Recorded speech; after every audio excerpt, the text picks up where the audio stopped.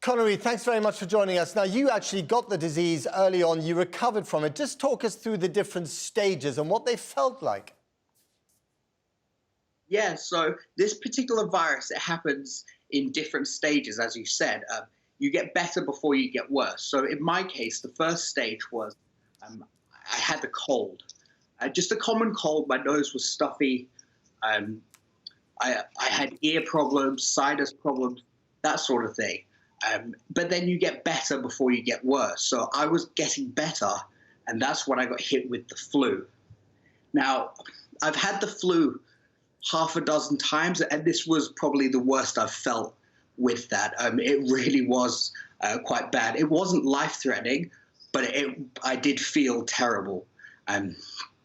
With the flu, I was stuck in bed. I had a headache. I just generally feeling unwell. I was getting better from the flu, and that's when I got hit with pneumonia. Now, the pneumonia, I've never had that before, so that was quite serious for me, and that's the point I went to hospital. And when you had the pneumonia, just describe to us, and we've all heard the word, but none of us, or most of us, don't know what it feels like. What did that feel like to you? Yeah, so pneumonia, it feels like you've only got 20% of your lungs working. You can't take a full breath like you need to.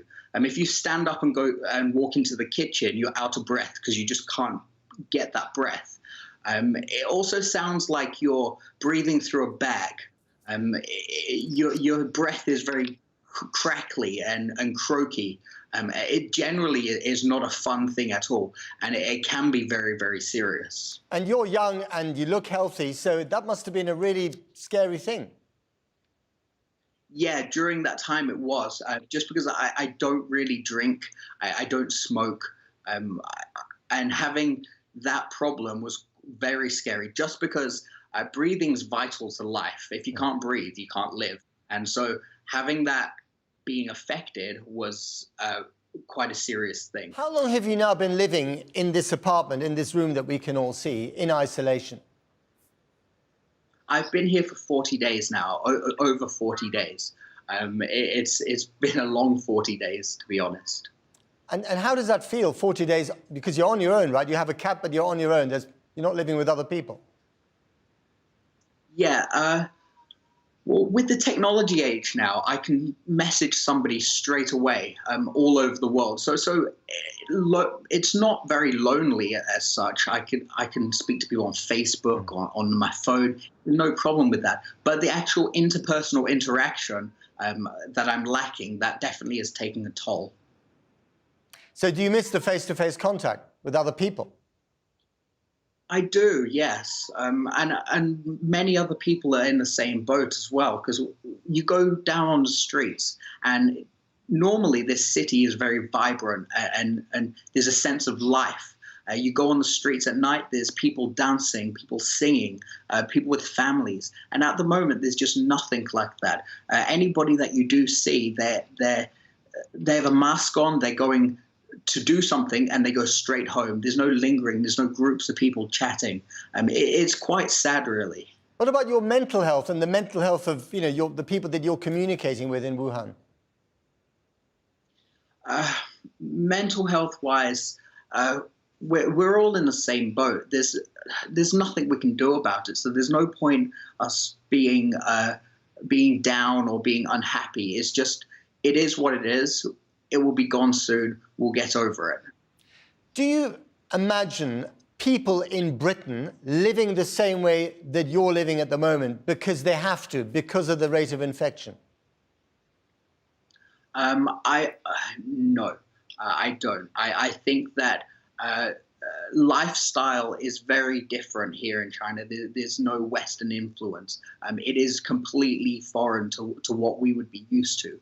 I believe that a lockdown of a week or maximum 2 weeks in the UK would be fine, but then people would be wanting to get out. People would be wanting breaking the curfew. And there's no way that the government could really stop them doing that.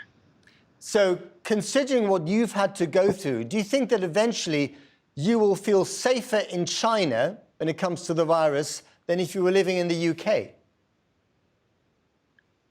I believe yes and no. The city that I'm in, it's very densely populated.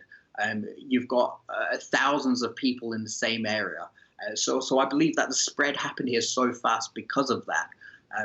But back in the UK, I believe that the government will have a handle on it and will be able to deal with it in the manner that they should. So you don't think that levels of isolation that we're seeing in China at the moment, that you've been experiencing yourself, will be necessary in the UK? I believe that if the infection rates were to skyrocket, then those measures will have to be implemented, and it will be a case of people will have to go through some discomfort just to help everybody else. Finally, Connor, if we get to the same level of isolation that you're experiencing at the moment, what advice would you have? Yeah, my advice would be to have a lot of things that will keep you entertained, take up a hobby, learn a language. I would also advise that people don't panic. Panic doesn't help anybody. If there is an isolation crisis where everybody has to be isolated, they shouldn't think about themselves, but think about other people. If you are infected, don't go out, don't infect other people, stay at home, not because it's uncomfortable, but to protect the people around you. Have you done anything in the last month that you've always wanted to do but haven't found the time to do? Have you learned a language? Have you read a book that you haven't read before? Tell us. Yeah, I've read a fair few books. I have a Kindle, which is really handy. I've painted. I've never been good at painting, but I'm slowly learning. I'm learning Russian at the moment, just in my free time. My days are busy. Even though I am isolated, it's definitely important to keep busy. So every morning for half an hour, I do sit-ups and push-ups, just to keep myself from going mental. I'm learning how to cook properly. I've never really cooked decent meals. Just anything that you can think of. Make sure that whatever you're doing, you're interested in it and you want to do it. Sounds like you're the model citizen in the age of the virus. I wouldn't say that. There are many more people in this city that are doing the right thing and adhering to the rules. Connor Reid, thank you very much for talking to us. Good luck. Not a problem. Thank you.